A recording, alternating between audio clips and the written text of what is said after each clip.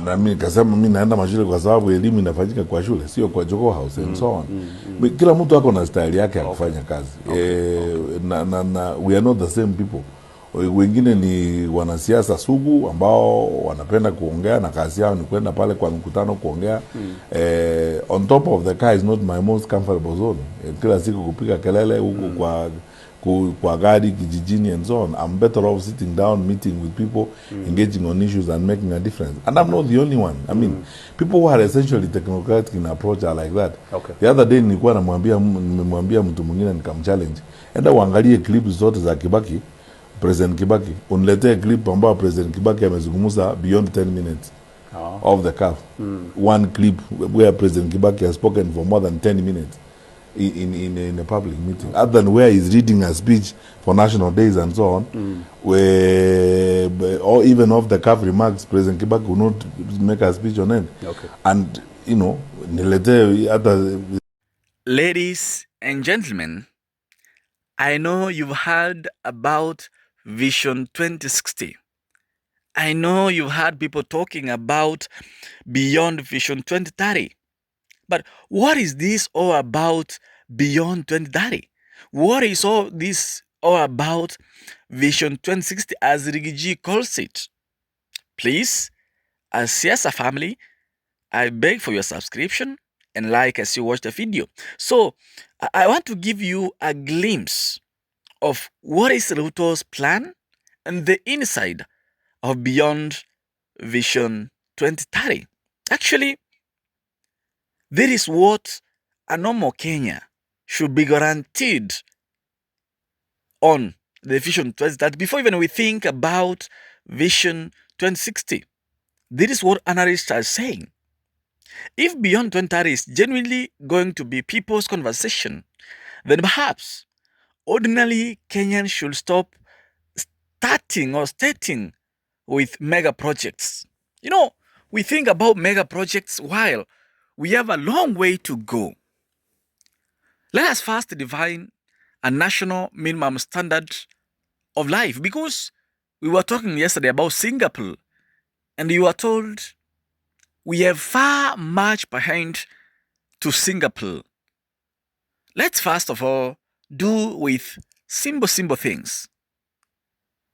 Not equal wealth, not identical house. We don't need those things. We come from somewhere. At least each and every one of us has somewhere, was born somewhere. Those who lack houses are very few, not even an eighth of the Kenyan population. So a house should not be a priority, but a minimum level of dignity that being a Kenyan should guarantee you to. One, let's have water. Because if you go to Northeastern, you cannot even think it is in Kenya. Every home should at least have a reliable access to clean water. Clean water. Not a 500 liters tank filled with occasionally and the government report that the area has water. No. Water should be available often enough that taking a proper shower isn't treated like extravagance. Yani, unafaa kuwa na maji ya kutosha. Pili, electricity. Blackouts should become exceptional. Actually, when we have a ministry of like Opiyo Ndani, when blackouts happen, you should go home. Reliability, electricity should be basic infrastructure for homes, schools, farms, and businesses. Another thing is roads and drainage. If Nairobi can be a problem when it comes to drainage, then we were heading to Singapore. How? Every community needs dependable all-weather access. But development isn't only building roads. No. Maintain them, clean and clear drainage, remove debris, prune dangerous trees, repair boreholes before they become craters. When it rains, water should flow through drainage, not through people's houses. No. Like Kisumu and other places. Then another thing is healthcare. I guess the person who was speaking yesterday at Beyond 2030 highlighted about healthcare. A Kenyan should walk into a public facility as a reasonable expert.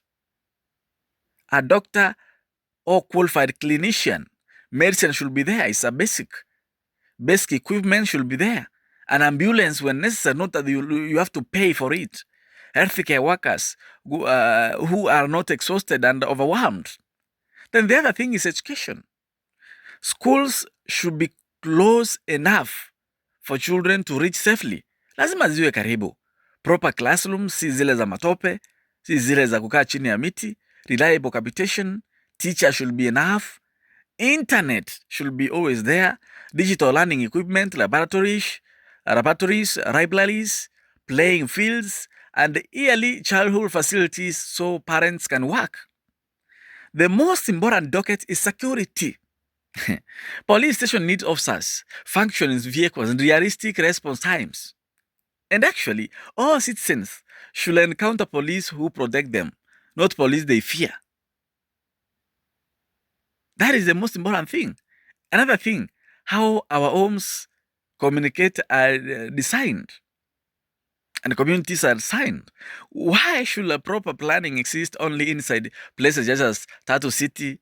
Imagine ordinary Kenyan towns and villages designed with reliable water, electricity, broadband, drainage, streetlights, footpaths, cycle lanes, playing grounds, trees, safe public spaces, clean markets. Why should these things belong only on one, that is Tatu City? No.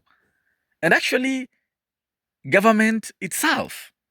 Because without a proper government, all this cannot happen. Because we need leaders who understand that development is not traveling around the world and with flags and motorcades announcing projects. No. If a government controls billions, I would rather see him walking on the road, his government maintained that driving around telling us how much money his government received. And above all, the rule of law. Police should protect, doctors treat, teachers teach, courts to deliver justice, engineers that maintain infrastructure, public servants who serve, and leaders who can be questioned with treating criticism as rebellion. That is Kenya beyond 2030 should be discussing. Not discussing about projects mere lies. Because eventually, development should become so normal that the president doesn't need to launch an ambulance. No. The president doesn't need to come and launch 2 kilometers of road. No. A street light or a toilet. No. This thing should simply work. Let the big dams, airports, industries, AI technology, futuristic, and infrastructure come. We need them too. But first, establish the floor beneath every Kenyan. Let's work with Kenyans as an individual. Otherwise, we will alive in 2060, still carrying jerrycans while politicians are launching Vision 2090. Near nonsense. Actually, my question is always very simple. What one basic service should every Kenyans be guaranteed to, regardless of where they live? Unaona ni nini ile Mkenya wa kawaida ambaye anakaa Mandera, anakaa Kisumu, anakaa Marsabit, anakaa Lodwar, anakaa Kisii, anakaa Mount Kenya, anafaa kuwa ako nayo already? What is that basic need? That is a question I'm posting to you as a Kenyan. Perhaps, instead of politicians telling us what Kenya needs, we should be write the people's minimum standard. Because already, yesterday you had, the Singapore had and has the minimum standard. They have what they have. But Kenyans, wengine tunabeba mitungi tukienda mtoni, wengine hatujui tunataka nini, and then we are calling it beyond 2030. How? Consider subscribing in CS Hub. Thank you.